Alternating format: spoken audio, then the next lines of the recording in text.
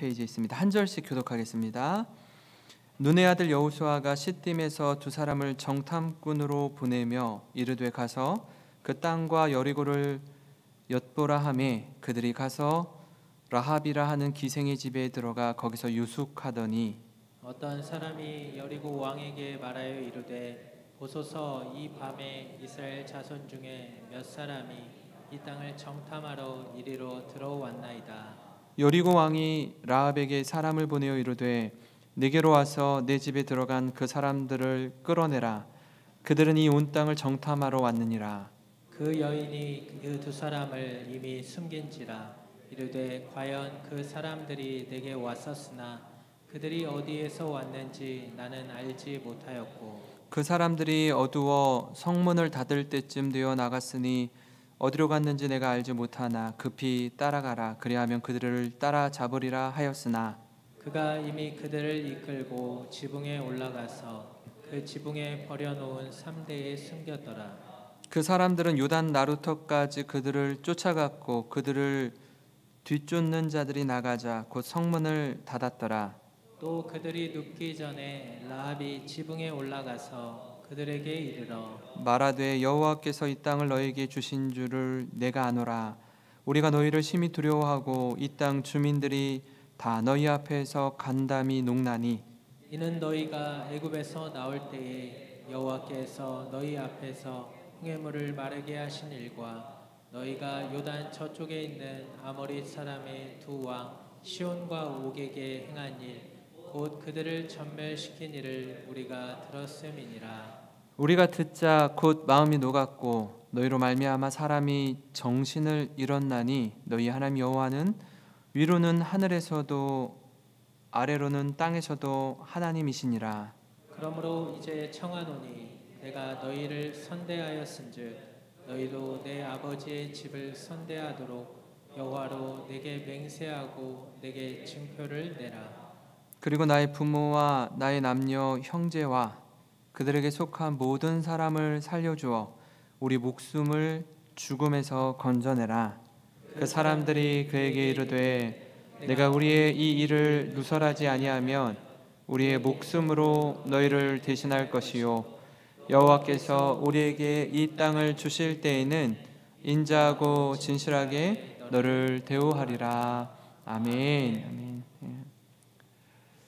우리는 지난 시간 여호수아 1장을 통해서 하나님께서 모세의 후계자로 여호수아를 부르시고 그에게 강하고 담대하라라는 격려의 메시지를 들었습니다. 이후에 이제 여호수아는 이스라엘 백성들에게 가나안 정복 전쟁에 대한 준비를 요청하면서 이미 모세의 리더십을 통해서 요단강 동편에 얻은 땅, 르우벤, 갓, 므낫세 반지파가 얻은 땅을 건너서 이제 요단 동편에서 서편으로 들어가 가나안 정복 전쟁을 펼쳐야 하는데 그들에게 먼저 땅을 얻은 그들에게 너희들이 가장 선두에 서서 이 전쟁에 함께 하라라고 명령합니다. 그것은 이스라엘이 여호와 하나님을 중심으로 한 한몸 공동체요 또 끝까지 하나 되어서 여호와의 말씀에 순종하는 공동체임을 보여주는 겁니다. 이렇게 여호수아가 명령하자 이스라엘 백성의 반응이 참 아름답고 귀한데요. 1장 16절 17절에 그들이 여호수아에게 대답하여 이르되 당신이 우리에게 명령하신 것은 우리가 다 행할 것이요 당신이 우리를 보내시는 곳에는 우리가 가리이다. 우리는 범사에 모세에게 순종한 것 같이 당신에게 순종하려니와 오직 당신의 하나님 여호와께서 모세와 함께 계시던 것 같이 당신과 함께 계시기를 원하나이다.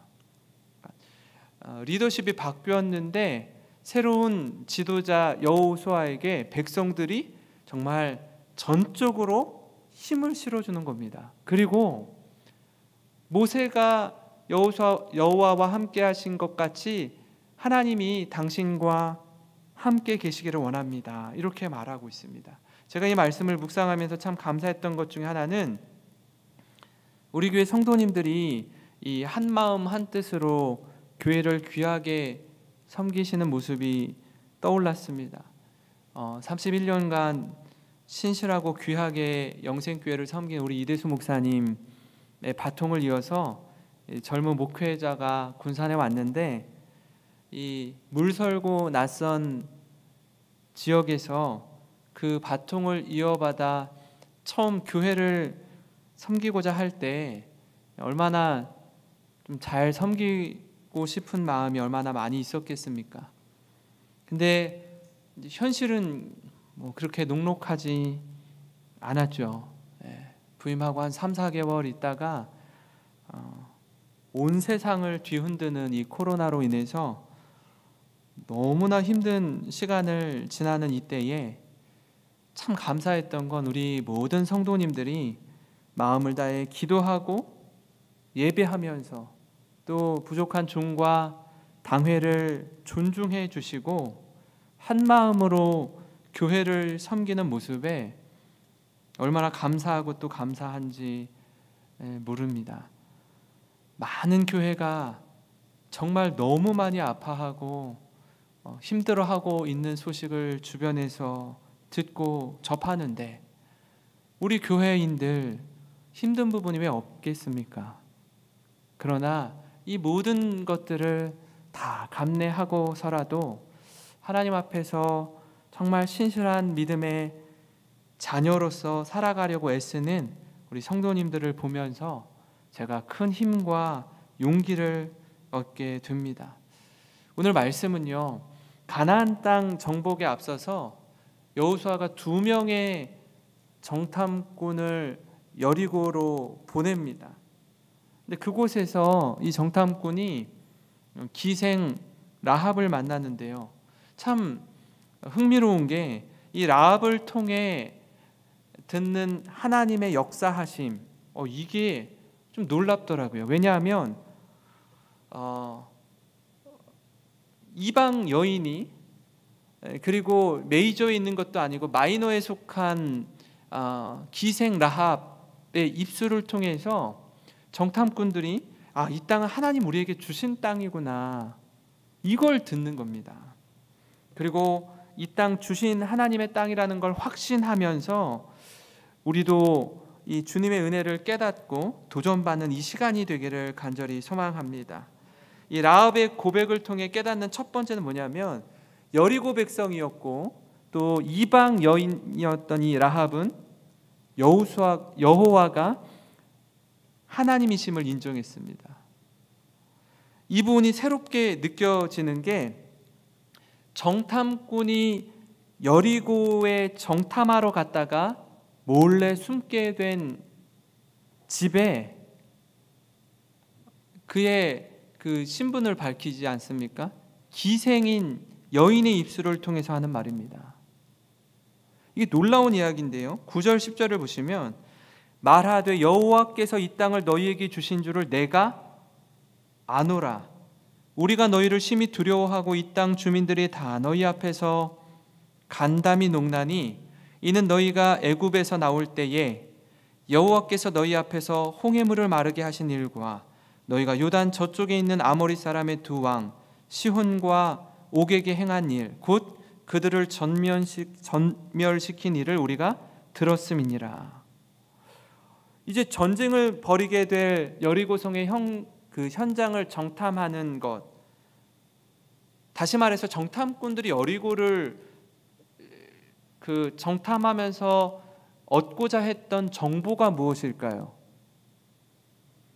병력이 얼마나 있고 얼마나 강력한 무기로 무장되어 있는지, 또 어느 지역이 취약한지, 이런 거 확인하고 준비하러 간 걸 텐데, 정탐꾼은 그것보다 훨씬 더 중요한 뜻밖의 소식을 기생 라합으로부터 듣는 겁니다. 그게 뭐냐면 여리고 사람들의 마음을 읽는 거예요. 많은 무기, 아주 높은 성벽, 그들이 갖고 있는 전투력, 이것보다 더 중요한 게 뭐죠? 그들이 어떤 마음, 어떤 정신으로 우리와 대항하여 싸우느냐? 이거 아니겠습니까? 근데 라합이 뭐라고 얘기하냐면 여호와께서 이 땅을 너희에게 주신 줄 내가 안다라는 거예요. 전쟁을 벌일 성의 백성이 우리가 졌다라고 인정하는 동시에 여호와 하나님의 존재에 대해 믿는 겁니다. 왜 이런 마음이 들었을까요? 그녀가 말하기를 출애굽 사건과 더불어서 너희들이 홍해를 건넌 일, 그리고 요단 동쪽의 땅 아모리 왕 시훈과 옥에게 행한 일을 이미 우리가 들어서 익히 알고 있다라는 겁니다. 이 모든 정황을 볼 때 우리가 너희를 이길 수 없다고 항복하는 겁니다. 앞서 말씀드린 것처럼 병력이 어떠한지, 무기는 얼마나 있는지, 어디가 약점인지 파악하는 것보다 더 중요한 건 그들의 마음입니다. 근데 이 백성들의 마음이 지금 어떻다라고 이야기하냐면 백성들이 두려워서 간담이 녹았다는 말을 하는 겁니다. 정탐꾼, 2명의 정탐꾼이 얼마나 자신감이 생기겠습니까? 이거 가서 꼭 전해야겠구나 할 겁니다. 왜냐하면 제가 이 말씀과 함께 생각났던 또 다른 이스라엘 백성의 모습이 있는데요. 38년 전에 출애굽하고 2년이 지났던 해에 가데스 바네아 사건입니다. 모세가 12명의 정탐꾼을 가나안 땅에 보내지 않습니까? 가서 보고 와라. 그 땅을 보고 여호수아와 갈렙 외에 그 10명의 정탐꾼, 다시 말하면 12지파의 리더들을 보낸 거거든요. 사실 12지파의 리더들을 보냈는데 그 중에 10명의 정탐꾼이 한 말을 기억하십니까? 민수기 13장 30절부터 33절에 갈렙이 모세 앞에서 백성을 조용하게 하고 이르되 우리가 곧 올라가서 그 땅을 취하자 능히 이기리라 하나 그와 함께 올라갔던 사람들은 이르되 우리는 능히 올라가서 그 백성을 치지 못하리라. 그들은 우리보다 강하니라 하고 이스라엘 자손 앞에서 그 정탐한 땅을 악평하여 이르되 우리가 두루 다니며 정탐한 땅은 그 거주민을 삼키는 땅이요 거기서 본 모든 백성은 신장이 장대한 자들이며 거기서 네피림의 후손인 아낙 자손의 거인들을 보았나니 우리는 스스로 보기에도 메뚜기 같으니 그들이 보기에도 그와 같았을 것이니라. 이렇게 보고하는 거예요. 저는 라합이 가나안 땅에 있는 여인이 2명의 정탐꾼에게 하는 말과 10지파의 리더였던 정탐꾼이 이스라엘 백성들에게 하는 말이 얼마나 대조적인지가 보이는 겁니다. 이 10명의 정탐꾼이 한 말로 인해서 정말 쉽게 들어갈 수 있었던 가나안 땅을요, 그곳에서 38년 머물고 있다가 빙빙 돌아서 가는 거 아닙니까? 우리가 얼마나 세상을 두려워하는지, 또 저들은 우리를 어떻게 생각하는지 그 차이를 확연하게 볼 수 있습니다.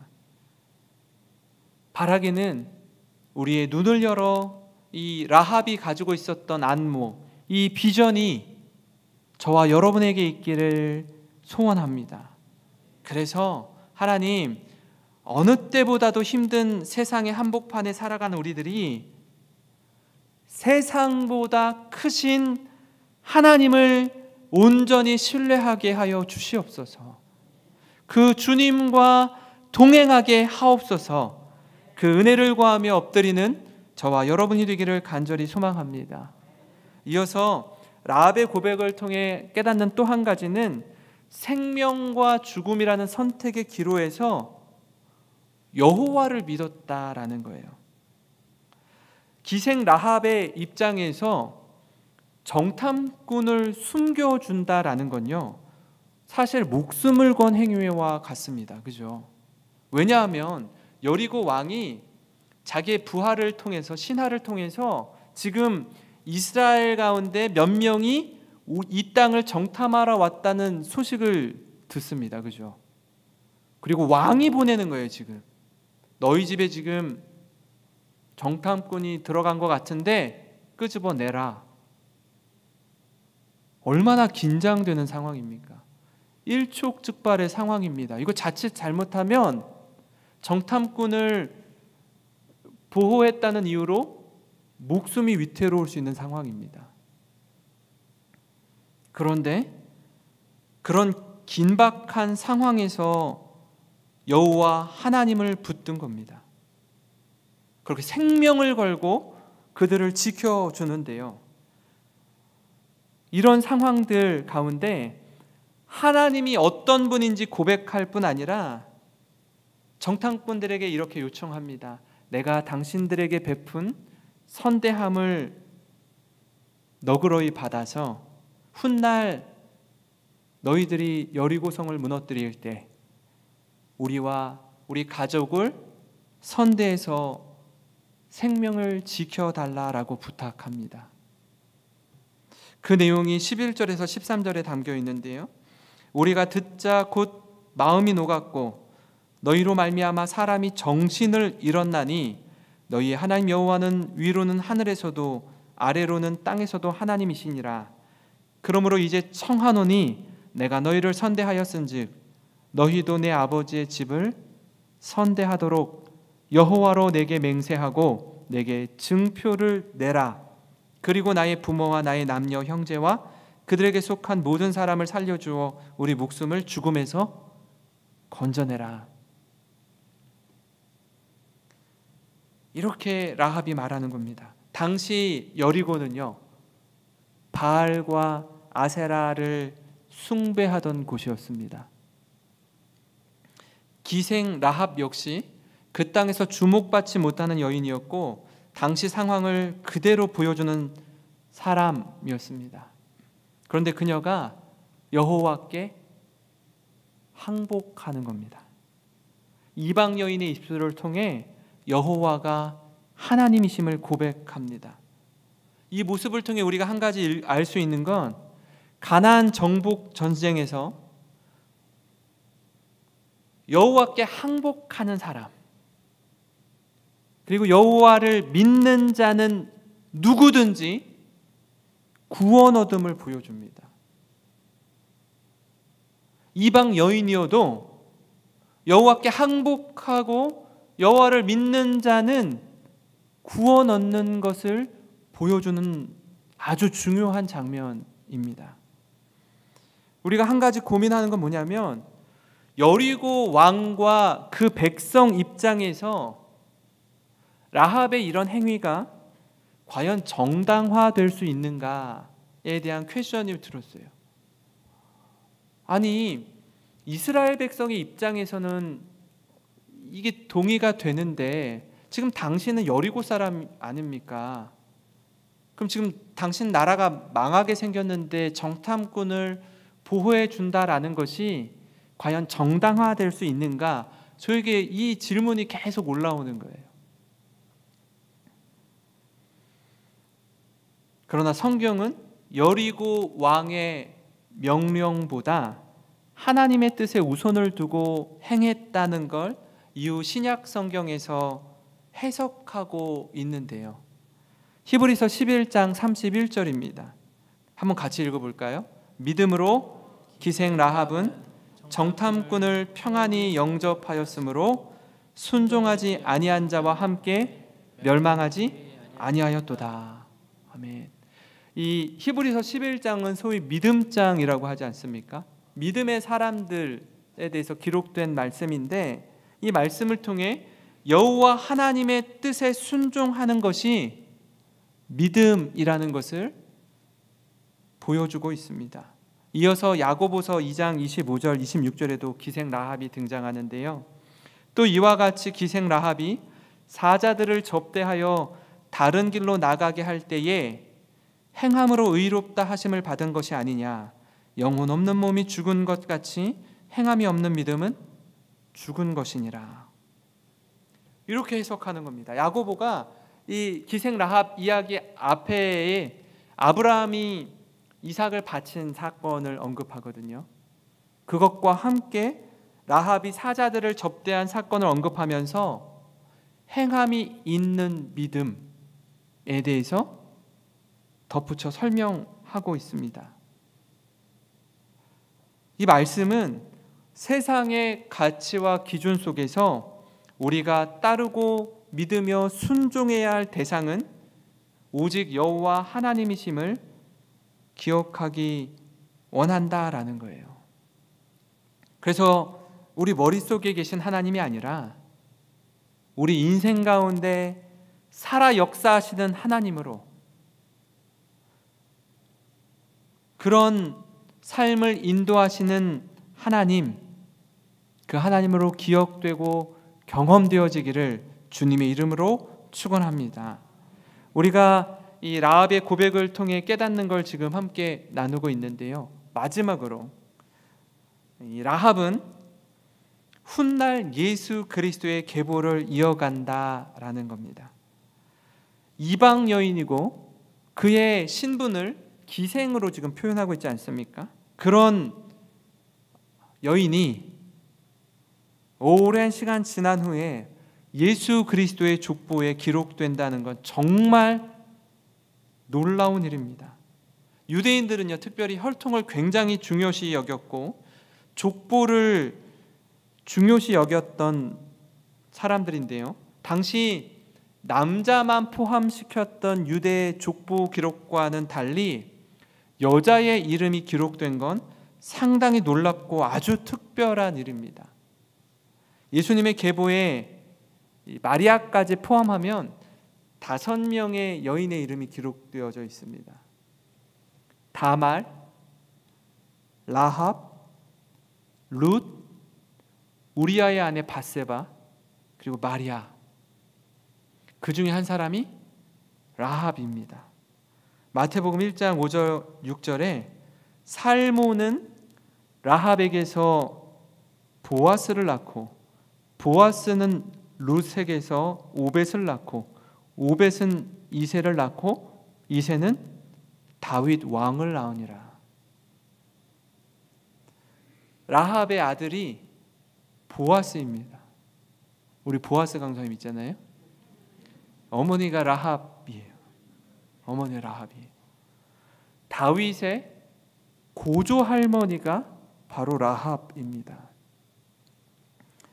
우리가 여호수아 말씀을 살피면서 가나안 정복 전쟁을 다루고 있는데, 이 요단강 동편에서 요단강을 건너 전진하면서 처음 맞닥뜨리게 되는 이 여리고 정복 전쟁, 이 전쟁에 등장하는 한 여인, 이 기생 라합이 인류 역사의 한 획을 긋는 여인임을 아주 큰 그림을 통해서 우리가 확인할 수 있습니다.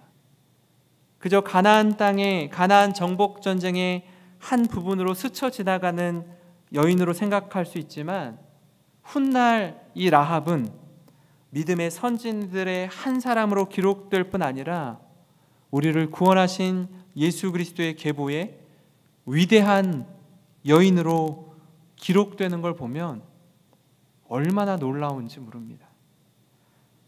사랑하는 성도 여러분, 이 자리에 계신 한 분 한 분의 성도님,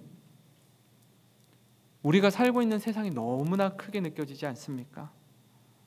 그런 가운데 우리 자신은 참 보잘것없고 작고 초라하게 느껴질지 모르지만, 저를 비롯한 우리 모든 성도님들 한 분 한 분이 하나님의 크신 역사 가운데 그 히스토리의 한 부분을 차지하고 있음을 꼭 기억하시기 바랍니다.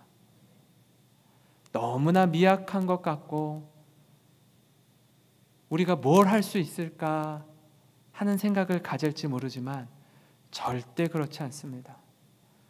하나님이 하시는 일은 우리가 생각하고 상상하는 것을 뛰어넘어서 놀랍게 교회를 세우시고 이끌어 가실 줄 믿습니다.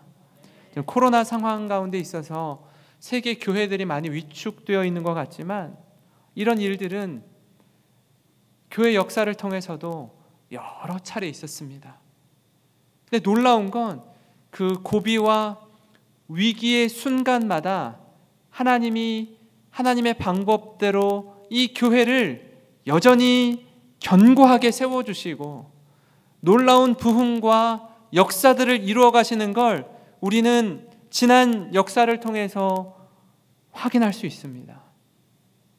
한참도 내다보이지 않는 것 같은 이 절망 가운데 있는 상황 속에서도 희망의 끈을 놓지 않을 수 있는 이유, 우리가 우리 자신을 신뢰하는 것이 아니라 성령 하나님의 역사를 온전히 믿기에 그 길 우리 주님과 함께 걸어가는 살아가는 영생교회 모든 성도님 되시기를 주님의 이름으로 축원합니다.